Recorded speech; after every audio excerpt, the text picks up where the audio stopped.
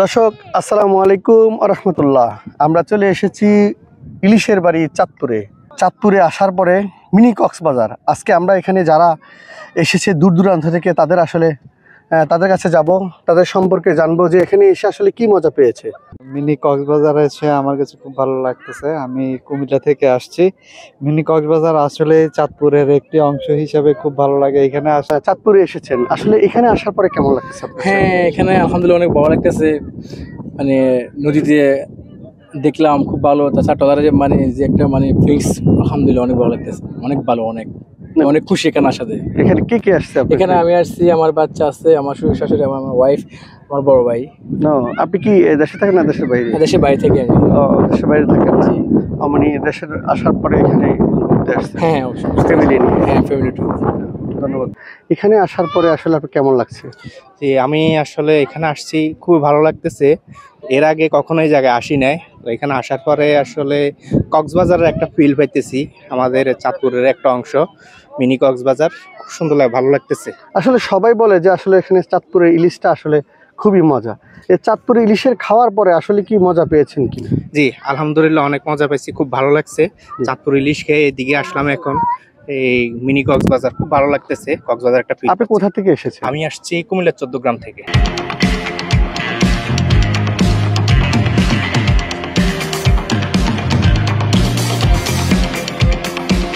কুড়িগ্রাম থেকে এখানে আসছেন? কুড়িগ্রাম থেকে নারায়ণগঞ্জ থেকে এদিকে চলে এসেছি। এখানে আসছেন চাঁদপুরে ইলিশ খেতে আসছেন? ইলিশ খাইলাম। খাচ্ছেন, কেমন লাগছে ইলিশ খেতে? মোটামুটি ভালোই। কেমন দাম কেমন? দাম মোটামুটি আছে, খারাপ না। খারাপ না। এখানে কে আসছেন?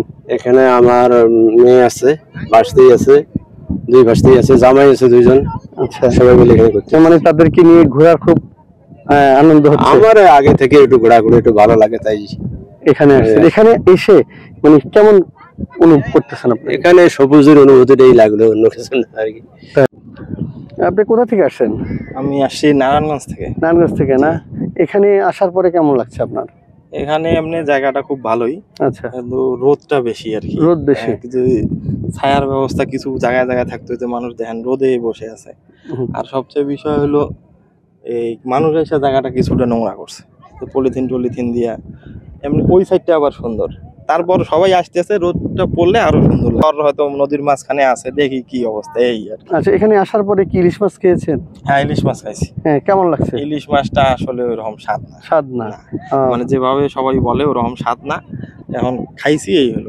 কে আসছেন এখানে? আমরা সবাই আসছি, ফ্যামিলি সহ। ওই যে আমার ফ্যামিলি আসছে, আমার ফ্রেন্ড আসছে, তার ফ্যামিলি, তার শ্বশুর, সবাই মিলে আসছে। আসলে দেখলাম যে এখানে এসে ফুটবল খেলাচ্ছেন। হ্যাঁ, খেলছিলাম। এটা আসলে কেমন লাগছে যে এই জায়গায় আসার পরে? আসলে এই জায়গায় আসার পরে একটা যে ফিল হচ্ছে, খুব একটা ওয়েদারটা অনেক সুন্দর ঠান্ডা বাতাস, চতুর্দিকে নদী। এখানে আমরা ফুটবল খেললাম, অনেক এনজয় করলাম। আজকে কাজের দিন, শুক্রবার আমাদের ছুটির দিন ছিল। এই ছুটির দিনটা এনজয় করার জন্য আসলে আমরা এখানে ছুটে চলে আসি।